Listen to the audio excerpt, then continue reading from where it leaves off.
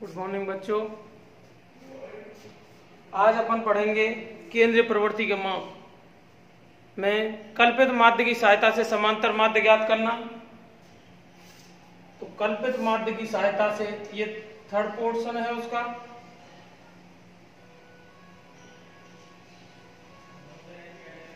कल्पित मान की सहायता से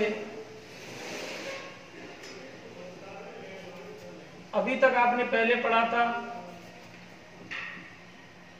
कि जब x के मान नॉर्मल आंकड़े दे रखे हों तो समांतर माध्य कैसे निकालते हैं। उसके बाद आपने पढ़ा कि जब बंटन अवर्गीकृत होता है तो कैसे अपन समांतर माध्य निकालते हैं, और उसके बाद बंटन वर्गीकृत हो तो कैसे समांतर माध्य निकालते हैं। x की वैल्यू का होना जरूरी है, अति आवश्यक है। अब तीसरा जो इसका प्रकार है समांतर माध्य, तीसरा और लास्ट एंड फाइनल समांतर माध्य का तरीका कल्पित मान की सहायता से समांतर माध्य ज्ञात करना। उस कंडीशन में अपन क्या करेंगे, सबसे पहला काम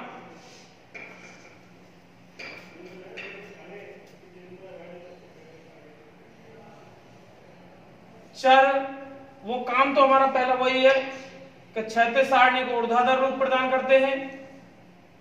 क्षैतिज सारणी को ऊर्ध्वाधर रूप प्रदान करते हैं।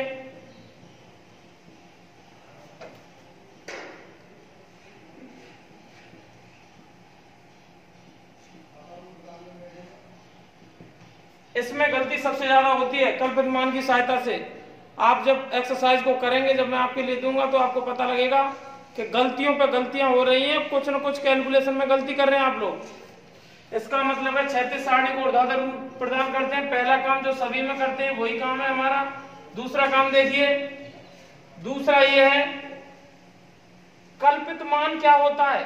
कल्पित मान एक ऐसा मान होता है, x का एक ऐसा मान होता है जिसे हम अपनी स्वेच्छा से मानते हैं। तो देखिए, चर x के मानों में से लिया गया स्वैच्छिक मान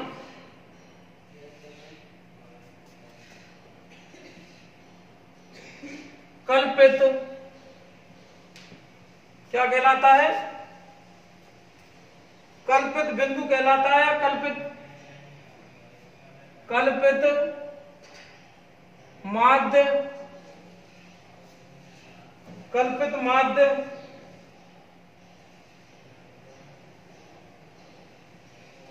कहलाता है। ठीक है भैया, x के मानों में से अपन क्या करते हैं, उसको निकालते हैं, और कल्पित मान x के मानों में से कोई भी स्वेच्छा से कोई सा उठा लो। किसी में मतलब x के जितने भी मान दे रखे हैं आपके लिए, उनमें से कोई सा भी उठा लो। परंतु कैलकुलेशन की, गणना की सरलता के लिए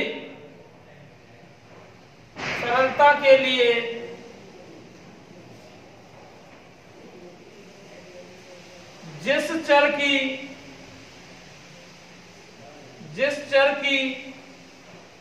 चर का मतलब x, जिस चर की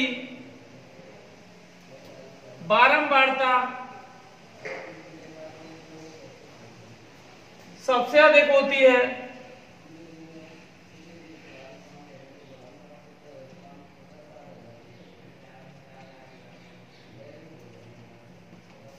उसे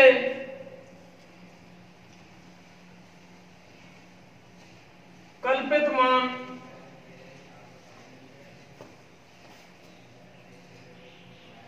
मानकर चलेंगे। मानने को तो कुछ भी मान सकते हैं, कोई दिक्कत नहीं है। आप x का कोई सा मान भी ले सकते हैं, लेकिन क्वेश्चन की गणना जो कैलकुलेशन है वो सरल हो जाए, इस वजह से क्या करेंगे अपन, x का कोई सा एक मान ले सकते हैं, लेकिन हम अपनी सरलता के लिए क्या करेंगे, कि जिसकी बारंबारता है, जिस एफ में देखेंगे सबसे बड़ा कौन है, सबसे बड़ा कौन है एफ में, उसके सामने एक्स का मान क्या है उसी को कल्पित मान लेके चलेंगे और कल्पित मान या कल्पित माध्य की सहायता से क्या निकालेंगे, समांतर माध्य निकालेंगे। इतना करने के बाद तीसरा काम है डी निकालते हैं। प्रत्येक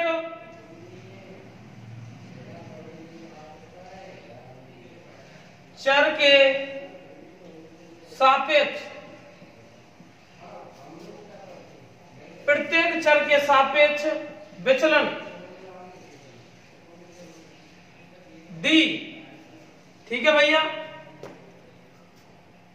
डिवाइसन डी बराबर क्या, x माइनस ए, डी बराबर x माइनस ए निकालते हैं।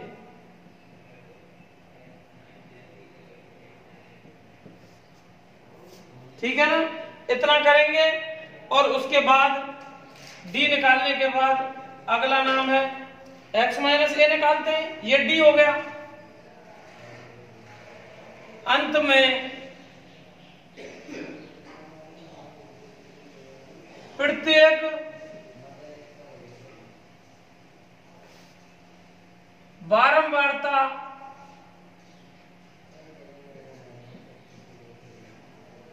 से संगत विचलन का, विचलन या डी का गुणनफल ज्ञात करते हैं, अर्थात F dot D, F D निकालते हैं।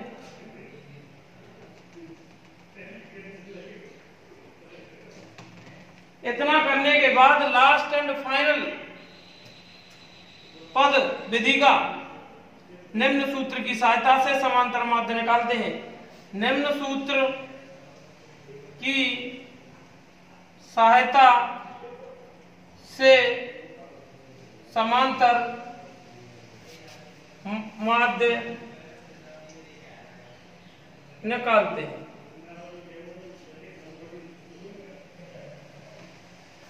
निम्न सूत्र की सहायता से समांतर माध्य निकालते हैं और सूत्र यह है भैया कि समांतर माध्य x bar is equal to a plus sigma f d upon sigma f. ये जो स्वैच्छिक माना गया कल्पित मान a कहलाता है भाई, इसको ही a बोलते हैं अपन। ठीक है, ये है, इसकी सहायता से निकालेंगे आप।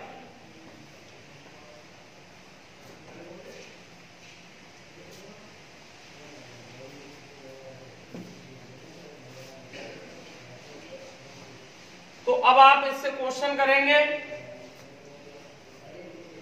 देखिए उदाहरण आप स्वयं करेंगे, क्योंकि अगर अटक जाते हैं तो उसमें से देख तो लेंगे कम से कम। क्वेश्चन मैं कराता हूं,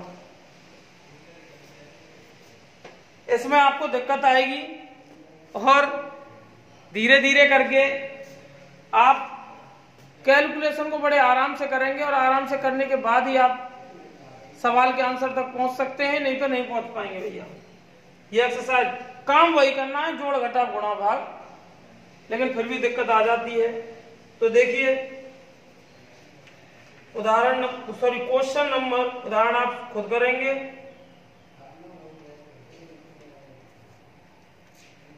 क्वेश्चन नंबर पहला देखिए भैया,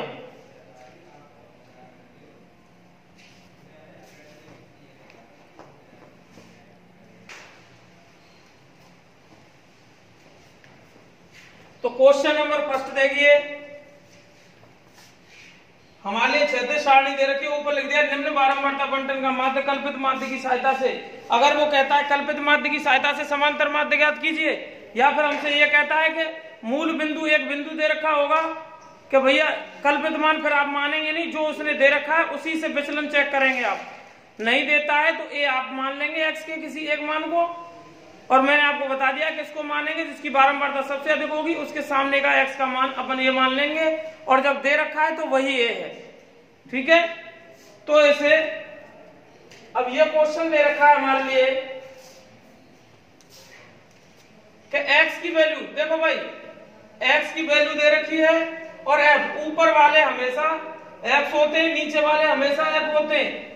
x की वैल्यू 800, 820, 860, 900, 920, 980, 1000, ये दे रखे हैं हमें x की वैल्यू। तो देखिए f की वैल्यू दे रखी है 7, 14, 19, 25, 20, 19, 25, 20, 10 और 5। अब कुछ बच्चे तो ये करेंगे सब fx निकाल लो, जब वो हमसे ये कह रहा है कि कल्पित मान की सहायता से निकालिए, तो आप कैसे कर दोगे भाई? कल्पित माध्य की सहायता से उसकी विधि अलग है, वो अलग है, वो नॉर्मल समांतर माध्य निकालने की है। इसका मतलब है सबसे पहला काम आपके पास x उसने दे रखा है, और उसके बाद क्या करेंगे, a मानेंगे। पहली बात तो a क्या होता है भाई? कल्पित मान। कल्पित मान जिसकी सबसे बड़ा f कौन सा है? 25, उसके सामने का x की वैल्यू क्या हो गई? a, कल्पित मान हो गया। 900 मान लिया भैया अपनी सरलता के लिए। a जैसे ही आ गया, d निकालते हैं a के बाद। d क्या होता है? विचलन होता है, डिफरेंस। कितना विचलित हुई है कोई चीज, इसका मतलब है x माइनस a। देखो भाई इस सवाल के अंदर जो दूसरी आप गलती करेंगे विधि में, वो ये होगी कि a माइनस एक्स कर देंगे। x आगे आता है इस सवाल के अंदर, इस विधि में x पहले निकलता है, x में से a ढूंढा जाता है। x पहले आया, उसके x में से पैदा हुआ a, जो पहले आया इस दुनिया में वो आगे रहेगा। इसका मतलब x आगे रह गया और पीछे रहेगा a, ये बाद में आया है। तो d की वैल्यू निकालेंगे ऐसे ही। x माइनस a का मतलब है x माइनस a। 800 में से 900 घटा दिए तो माइनस के 100, कोई दिक्कत नहीं है माइनस के आने। ऐसे ही 820 में, अब तो मैं घटा के बता रहा हूं, लेकिन इसको लिख के डायरेक्ट में माइनस ऐसे लिखूंगा आगे। 820 माइनस 900, हर बार फिर इस x में से, ये x की वैल्यू है भाई, इस x में से a को घटा दिया। a तो सबके लिए यही है, लेकिन x सब अलग अलग है। इसका मतलब है माइनस के 80। ऐसे ही 860 माइनस 900 बराबर माइनस के 40। ऐसे ही फिर 900 माइनस 900 बराबर 0। ठीक है भैया। आगे 920 माइनस 900, इसका मतलब प्लस के 20। भाई प्लस के 20 हो गए,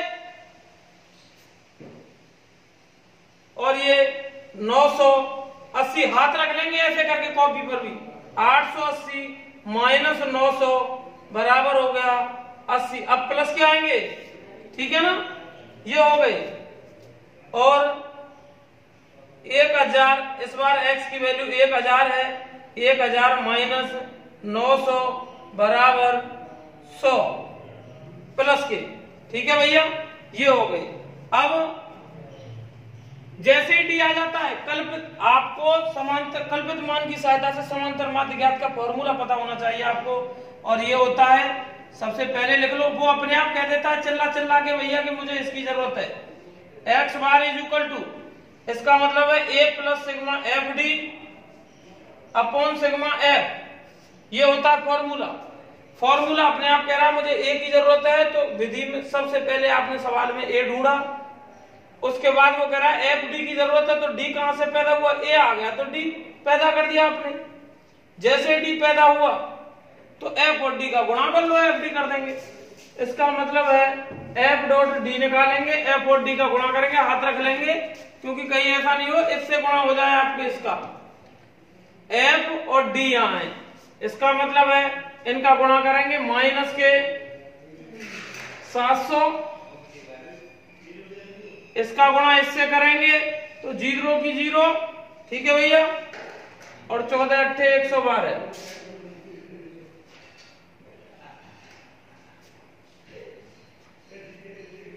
जीरो, ठीक है भैया, 19 चौक 76 माइनस आगे 25 का गुणा जब 0 से करेंगे तो 0 ही आएगा, 20 का गुणा 20 से करेंगे तो 1 0 की 1 0 और दूसरे की दूसरी और 4 की 4, 2 दूनी 4।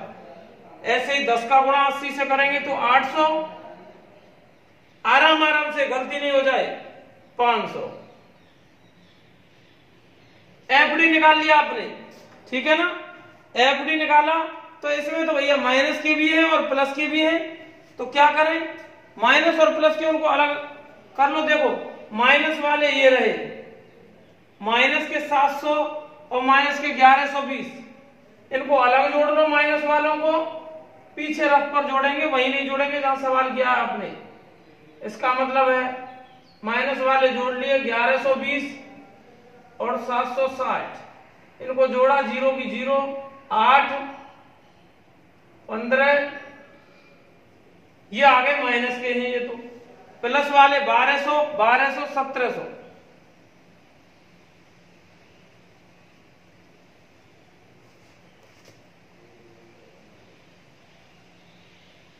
ये आगे भैया माइनस के 880।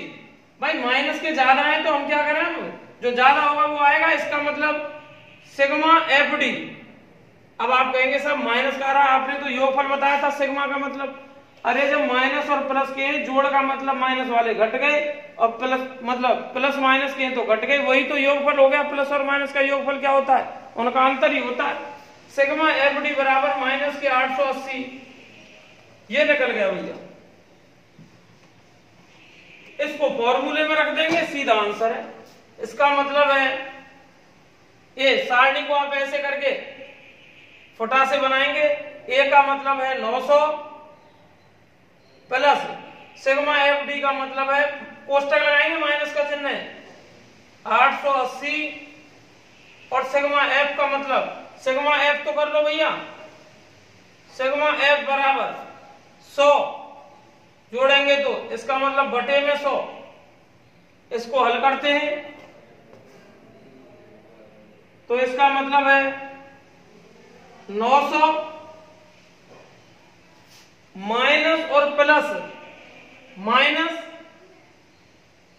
880 बटे 100, तो इसका मतलब है 900 माइनस, 0 से 0 मत काटो भैया, नीचे 2 0 है एक के पीछे, पीछे से 2 संख्या के बाद पॉइंट लगा दो, इसका मतलब 8.80, इसको घटाया, ठीक है ना, और जब घटाएंगे तो इसका मतलब है 891, भाई 900 में से ये गया 891.20, ये आ गया आंसर, ठीक है।